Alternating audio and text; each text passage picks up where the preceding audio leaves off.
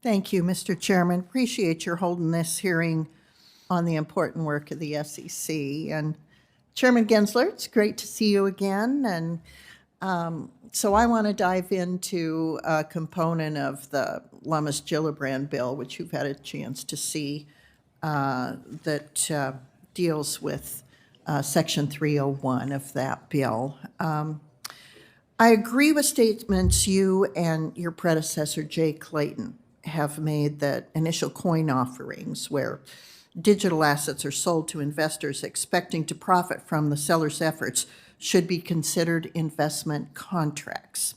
Senator Gillibrand and I share your concerns about information gaps that can arise when digital assets are later used and traded by others, and the need to ensure users can make informed decisions in the market. So we believe that it is those that raise the money through an initial sale of digital assets and those that continue to provide essential managerial efforts should be held responsible to provide disclosures to the market, and that innocent secondary purchasers of digital assets that may or may not be aware that they're trading in securities should not be subject to strict liability.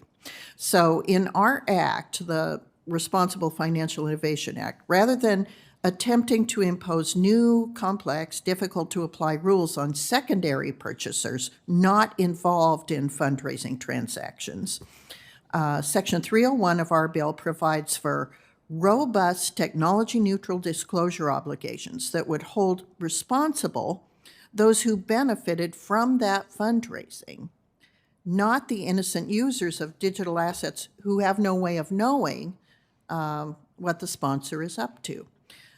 So my question is this: do you have any thoughts on the need for disclosures in the digital asset markets and Section 301 of our bill?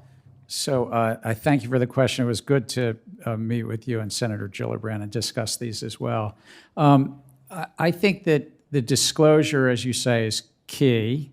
We even recently we're setting up a new industry office to help the disclosure in this field in our corporate finance area. I do think that as you say, the innocent purchaser, let's say the public does not have a disclosure obligation when they buy a stock on the New York Stock Exchange, and it's not the public that should have a disclosure obligation if they buy some crypto security token. But the entrepreneurs, the sponsor, the promoter, the entrepreneurs, that's where the disclosure obligation ought to be. And I think we have authorities now to facilitate and actually have a different set of disclosures, just as we have in other fields. We have different disclosures on something called asset-backed securities than we do for equities. But I do think where I might respectfully differ from, I think, what might be in the question is that I think in the secondary market, 5 years after a stock is issued, a stock of a great U.S. company is issued, there's still a disclosure obligation. And I think that's what Congress did. In 1933, passed a law saying you've got to make a disclosure if you raise money from the public, but the Congress knew that wasn't enough. And in 34, they came back and said, you know what, we also have to cover the secondary market in two ways. Cover the intermediaries, like the stock exchange and the broker-dealers, but also say that there's got to be what's known as periodic reporting, the annual report. Mm-hmm. And so, or maybe there's no difference here, but I think that the investor should not have an obligation. It's the intermediaries, and then it's the common enterprise or the folks in the middle. And are you thinking that disclosure option or obligation would be similar for initial coin offerings under our bill, or should be under our bill, similar disclosure options as were instituted in 1934? I think similar in kind, but probably there's some things, it might be a little bit different list. I mean, there might not be a board of directors and things like that. So I really do think your bill had a list. We might differ on that list. We might have other things to put on that list. But it's not necessarily, as you say, everything that a big multinational company is doing.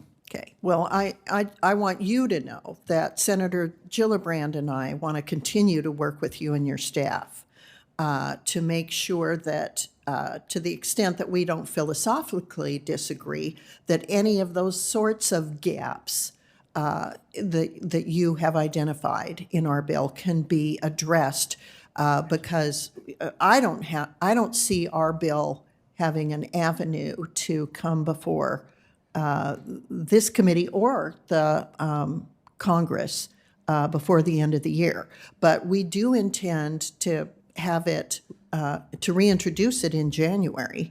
And we want to make sure that between now and January, we've worked with you and your staff to make sure that we can address items that we can mutually agree need to be in the I bill. look forward to that, and particularly, as I said earlier, in ways that we can ensure we don't undermine the $100 trillion capital market, the definition of security, the definitions of other things that really are under this committee and stay under this committee. And we've talked about unintended consequences of our bill before with you. We want to address those unintended consequences. Obviously, you see things that maybe we don't because of your perspective. Mr. Chairman, thank you. Really appreciate your being here today, Mr. Chairman. Thank you.